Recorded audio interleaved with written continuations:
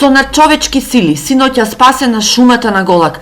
Пожарот кој вивна во подножјето на Голак во атарот на селото Чифлик вчера околу пладне бил локализиран околу полноќ. Причина за пожарот е човечки фактор, а запаленото пасиште зафатило 14 хектари површина, а изгорела 4,5 хектари шума.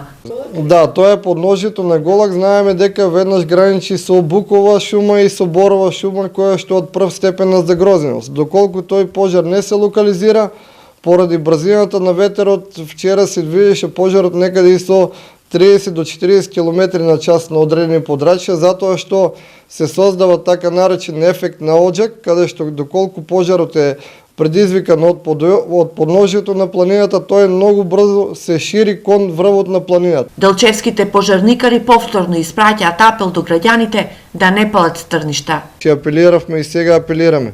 Значи казните се големи, се причинуваат огромни материјални штети, има многу горлив материјал поради тоа што во зимниот период имаше доста голема студ која што ја исуши вегетацијата. Сега нема дождови, значи брзината на ширење на пожарот е многу голема, затоа луѓето не смеат да палат тога на отворен простор. Според евиденцијата на Центарот за управување со кризи, вкупно за 56 години, во март имало 27 пожари, додека само оваа година во истиот месец се евидентирани 17 пожари, од кои 4 шумски. Од 2004 до 2016 година е следната. Имаме вкупно 58 шумски пожари, од кои опожарена е површина од 1362 хектари шума и изгорена дрвна маса од 73.651 метар кубен.